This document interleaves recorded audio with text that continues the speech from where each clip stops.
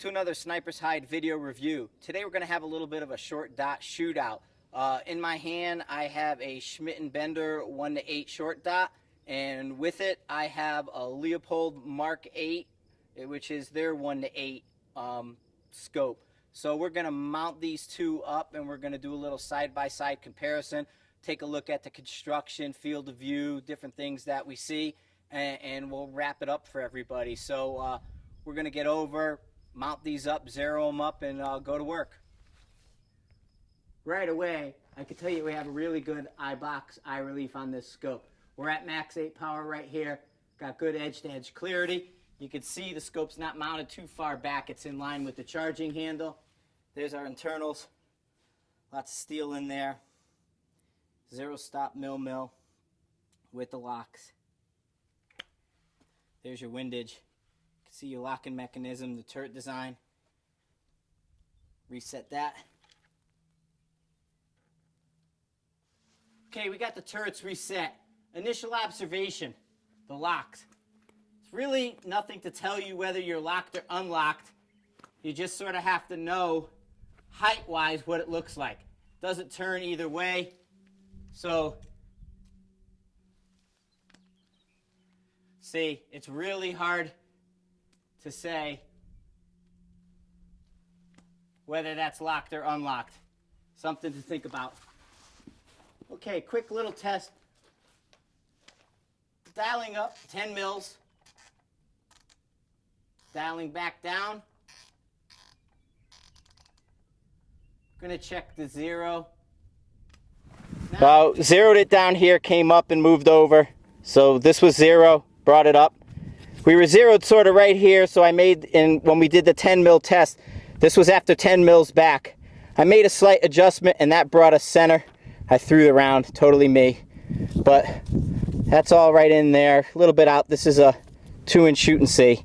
So totally me on that. However, that's with the flash dot on and showing you just the accuracy that I got using that flash dot.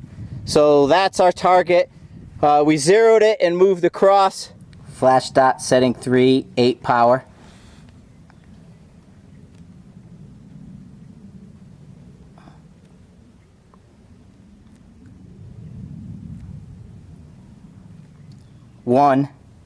It's going to click to 1.1. There you go, and you can see that little change. That's changing it over and fixing the parallax. But look at the field of view on that. And flash dot.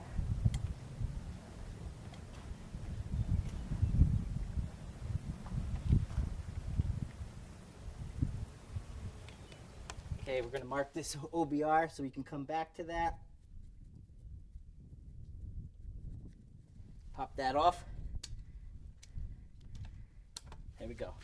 Okay, here we have the Leupold Mark 8 set on the rifle. It's set in the same location that the OBR was. It might be one pick forward from that, but it's roughly the same location. As you can see, it's a little bit bigger scope. Extends back past the charging handle just a little bit. One of the features I like, this is your power adjustment for magnification. You turn the whole eyepiece.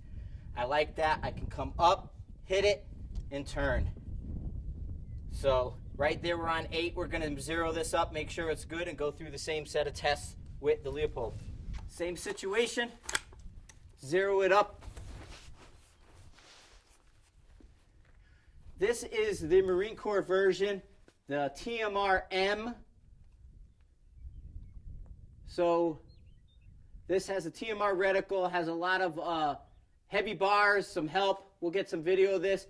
Open center down range so you can see some finer points. And right now we're going to zero it up. Okay, here's Leupold down range.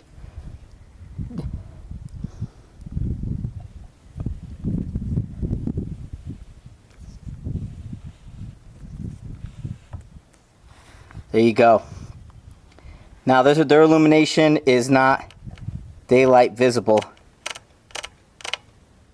Okay, we're pretty close to zeroed up. We're just going to come down 2/10. Now Leupold has the locking turrets as well. However, these have that scissor lock. You just press in.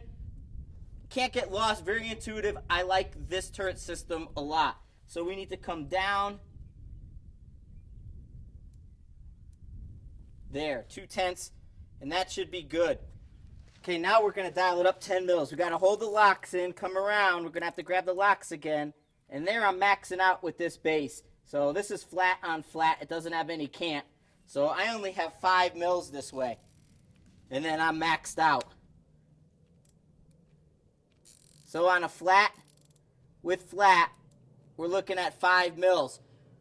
Put a 20-minute base on here, and we'd have 6 more mils, so that would give us the 11 and what we need. So this requires a 20-minute base for this rifle. But here we zeroed it up. Here we kind of checked it out, and that was, like I said, a bunch of me in there. I kind of not paying attention. But then we brought it back with our 5 mil and did it. So same thing, moved it around. There's our board. We'll do a little bit more. Okay, here we are head to head with the short dot shootout. What did we learn? Well, the Schmidt & Bender short dot, we're going to go over that. A small compact scope, very similar to your 1:4 short dot, just a little bit larger eyepiece here. Locking turrets, both windage and elevation, and an excellent illumination system here. Daylight visible, lights both the cross in the center and a front or second focal plane flash dot. Fast, handy. This scope, it has a really wide field of view. It's got good resolution on the glass, but not a lot of color to it. And it's fast. So if you're a 3-gunner, highly recommend the short dot. Go over to the Leupold. Mark 8, 1-8. This thing is built like a military piece of equipment. I like the fact I can come up on this, wrap it, turn it. It doesn't have a widest field of view. It's a longer scope as the short dot, but it has a very good field of view. The reticle, usable at 8 power down, doesn't have a flash dot, only the outside of the heavy post illuminate.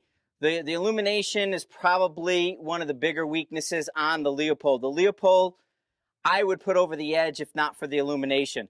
Locking turrets are excellent. I like the way they work, although you can't go really fast. And we learned flat base on a flat rail only gives us 5 mils, so you're going to need some elevation and some cant in this.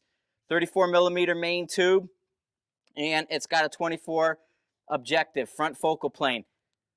People were asking online about the RMR on the side. Going into a room, I think you would need it.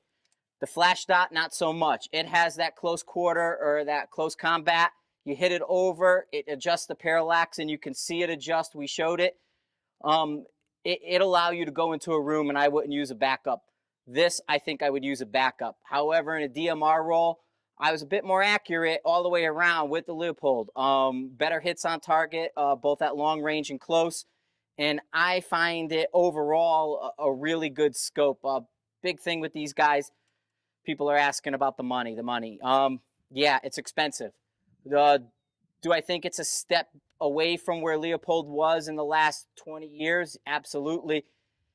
This is a step forward. It's big. I can see it being worth that money, especially on the military side of things. Civilians and you guys, shooting 3-gun competition, not so much. I think you're better off going with the short dot.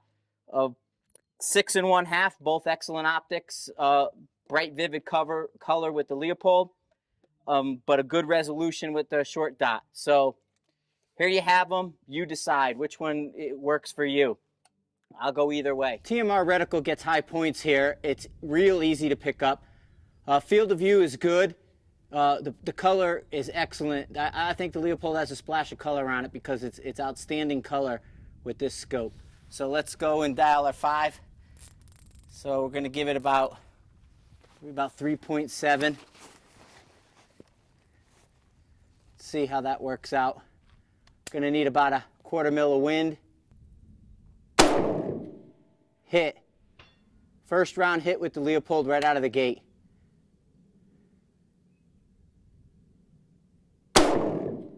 Hit. Those are hitting in the head, so I'm going to want to come down 2/10. Okay, same drill with the Schmidt & Bender short dot. Need unlock, 3.5. That's what got us on.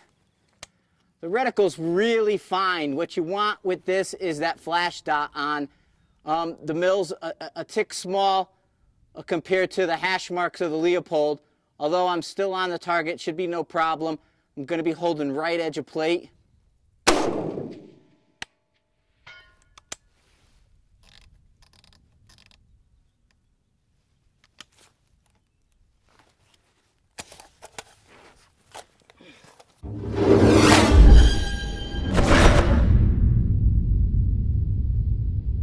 Okay, Schmidt and Bender return to 0. Here was our initial 0. Here's our new group. So pretty much the same. I could have thrown that one and we just got a little bit of, but it's within the 1 inch, no problem. Here was our 0 for the Leupold. That was the last shot we took when we ran out. This is where our return is right there, and that's our group. So pretty darn close to the same.